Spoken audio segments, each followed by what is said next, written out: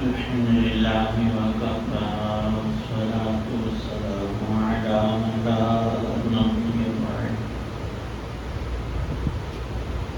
أما بعد فأعوذ بالله من الشيطان الرجيم بسم الله الرحمن الرحيم هو الذي خلقكم من نفس واحدة وجعل منها زوجها ليسكن إليها فلما تغشاها حملت حملا خفيفا فمرت به فلما أثقلت دعوا الله ربهما لئن آتيتنا صالحا لنكونن من الشاكرين فلما آتاهما صالحا جعلا له شركاء فيما آتاهما فتعالى الله عما يشركون صدق الله العظيم.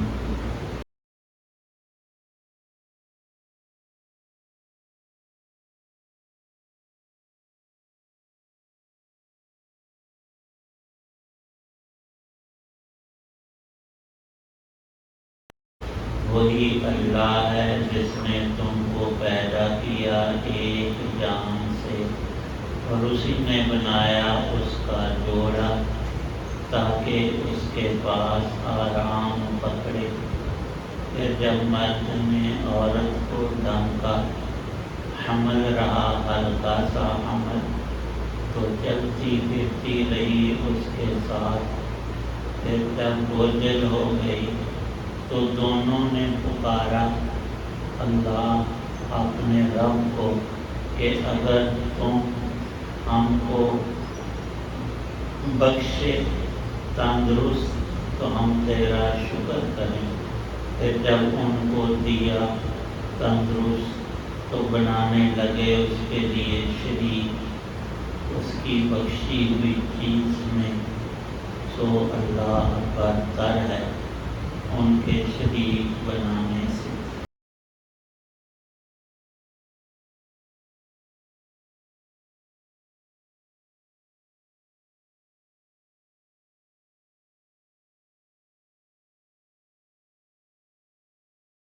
سورۃ الاعراف کی آیت 199 اور 190 ہیں.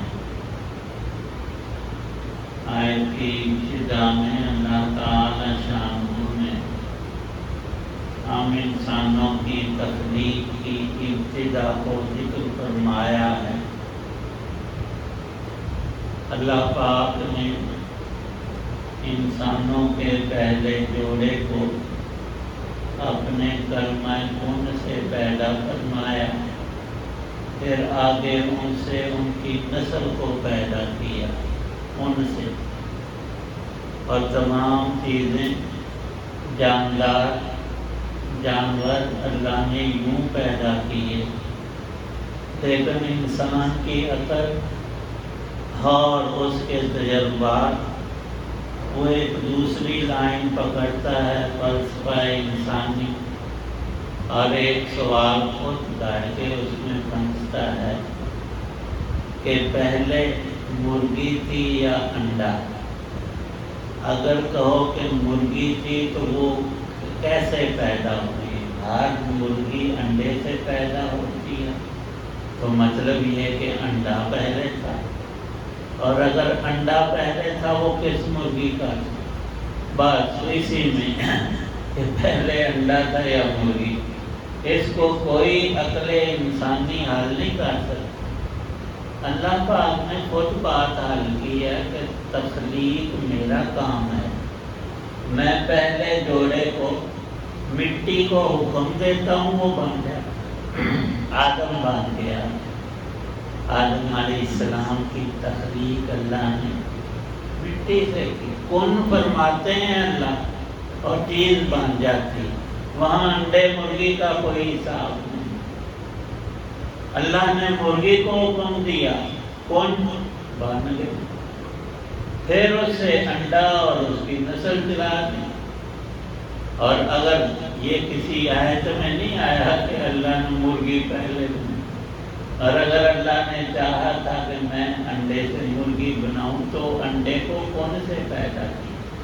یہاں اس آیت میں یہ بات ارشاد فرمائی، اے انسانوں، میں نے آدم کو اپنی قدرت اور لفظ کن سے پیدا کیا، پھر ان سے، آدم ہی سے، بعض جو تفسیر لکھتے ہیں کہ پسلی سے یا ان کی ران سے، یہ تو اسرائیلی روایات ہیں۔ اللہ ہی جانتا ہے کہ کیسے ایک آدم مرد انسان سے، ایک حوا اس کی مونس عورت، اسی سے اللہ نے تخلیق کر دی۔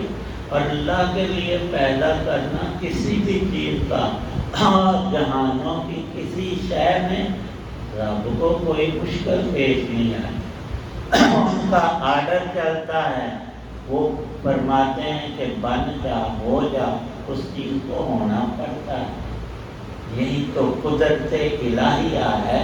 اللہ تعالی شان و ارشاد فرماتے ہیں کہ پھر ہم نے آدم حوا کو پیدا کرنے کے بعد ان میں انس پیدا کی، لتسکن الیہا، یہ جو اللہ نے جوڑے بنائے انسانوں کے، یہ سکون کے لیے، تسکین کے لیے۔ مرد باہر کے کام کرتا ہے اور اس کی نیک بیوی گھر میں رہتی ہے، جب وہ تھکا ماندہ اور دنیا کے معاملات میں پڑ کر گھر آتا ہے تو نیک بیوی اس کا استقبال مسکرا کر کرتی ہے، اس کی تھکاوٹیں دور ہو جاتی ہیں۔ اور پھر ان دونوں کو اللہ نے جو آپس کا سکون دیا ہے وہ جہان میں کہیں اور رکھا ہی نہیں۔ پھر اس کے ذریعے انسانی خواہش کو اللہ نے بروئے کار لا کر اس جوڑے سے آگے اولاد پیدا کی۔ یہاں مفسرین نے ایک بات لکھی ہے، بعضی روایات احادیث میں بھی آئی کہ شروع میں آدم و حوا کے جو اولاد ہوتی، کچھ عرصے تک ایسا رہا کہ وہ بچپن میں فوت ہو جاتے، بچہ ہوتا یا بچی ہوتی۔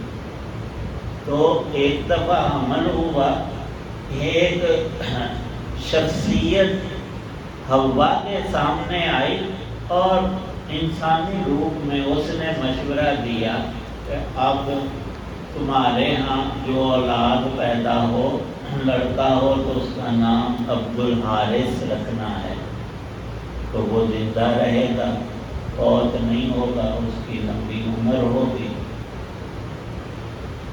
تو اس روایت کے مطابق، حالانکہ وہ روایت معلول ہے، حدیث کی چھان بین میں جو پختہ روایات ہیں ان میں وہ شامل نہیں ہے، لیکن اس میں یہ بات آئی ہے کہ انہوں نے جی اس کا نام عبدالحارث رکھ دیا جب بچہ پیدا ہوا۔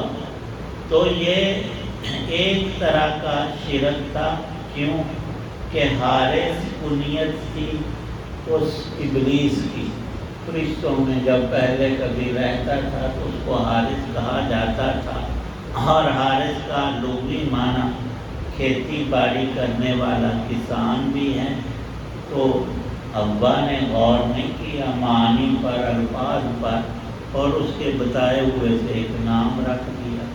اللہ تعالی شانہ نے اس کی تردید فرمائی کہ بچہ میں نے پیدا کیا اور عمر بھی میں دیتا ہوں، اور اس کا نام اللہ کے غیر کے ساتھ نتھی کرنا تو یہ تو ٹھیک نہیں تھا، نہ شکری ہے، بلکہ اگر حقیقتاً ایسا کوئی کرے تو یہ شرک ہے، اللہ کے ساتھ دوسرے کو برابر قرار دینا ہے، جو دین اسلام میں اور انبیاء سب کے سب اس پر متفق ہیں کہ یہ بات کسی درجے میں بھی شرک والی جائز ہو ہی نہیں سکتی۔ لیکن محققین مفسرین ارشاد فرماتے ہیں قرآن کا ایک اسلوب ہے، ایک بات شروع کی جاتی ہے، پھر اس میں التفات کے ذریعے ایک دوسری بات بتائی جاتی ہے۔ یہاں بھی آدم و حوا کی تخلیق کا ذکر کر کے آگے نسل انسانی کا ذکر ہے، یعنی جن سے انسان آدم علیہ السلام کے بعد جو ان کی اولاد، اولاد کی اولاد اور آگے سلسلے چلے، ان کی تفصیل یہ ہے کہ یوں ہوتا ہے، میاں بیوی جب ملاپ کرتے ہیں اور عورت کو حمل ہوتا ہے، پھر وہ دونوں دعا مانگتے ہیں، یا اللہ پاک ہمیں اولاد تندرست اور صحیح الاعضاء اور ناقص الخلقت نہ ہو، تندرست اولاد عطا کرنا۔ جب اللہ تعالی شانہ اولاد عطا کرتے ہیں اور وہ بالکل صحیح سالم تندرست ہوتے ہیں، پھر اپنے اعتقاد یا عمل یا کسی فعل کے ذریعے وہاں غیر اللہ کو شامل کرتے، خواہ وہ شامل کرنا اعتقاداً ہو یا عملاً ہو، اللہ کے حضور یہ بات قطعی طور پر غلط ہے۔ جیسے بت پرست وہ بتوں کے نام پر بیٹوں بیٹیوں کے نام رکھتے تھے، عبد العزا، عزا عربوں کا ایک مشہور بت تھا، عبد الشمس نام رکھ دیتے تھے، یہ سورج کی عطا ہے، سورج کا عبد الشمس۔ ہمارے ہاں بھی پنجابی میں وہ بہت سے ایسے نام، پیران جتا، کیا مطلب کہ یہ پیروں نے ہمیں سبسائی کی، یہ بیٹا ان کی طرف سے، بیٹی ہو جائے تو اللہ رکھی، لیکن کیسی تقسیم۔ اللہ تعالی شانہ نے اس کو کفر اور شرک عطا کا لفظ دیا ہے کہ یہ انسان کے لیے جائز نہیں۔ سب سے پہلے شرف انسانی، اس پہ ہر انسان کو شکر کرنا ہے، اللہ تو مجھے بیل، کتا، کوئی اور مخلوق بنا سکتا تھا، آپ نے اشرف مخلوق انسان بنایا، تیرا شکر ہے۔ پھر تو نے مجھے گھرانہ بسانے کی توفیق بخشی، میری شادی ہوئی اور ہم جوڑے سے آگے نسل چلی، ہمیں اولاد عطا فرمائی، تو یہ تو شکر کے لائق دوسری چیز ہوئی۔ پھر ماں کے پیٹ میں بچہ کیسا ہے، ناقص ہے یا کامل ہے، یہ رب کی قدرتیں ہیں۔ اس وقت جب بھی انسان کہیں بھی پھنسا ہو، اس کو رب بڑا یاد آتا ہے، پھر معاہدے بھی کرتا ہے، یا اللہ یہ میرا کام ہو گیا تو میں یوں کروں گا اور اتنے نفل پڑھوں گا اور صدقہ کروں گا اور نیک ہو جاؤں گا، اور جب وہ کام ہو جاتا ہے پھر وہ بھول جاتا ہے ان سارے وعدوں کو۔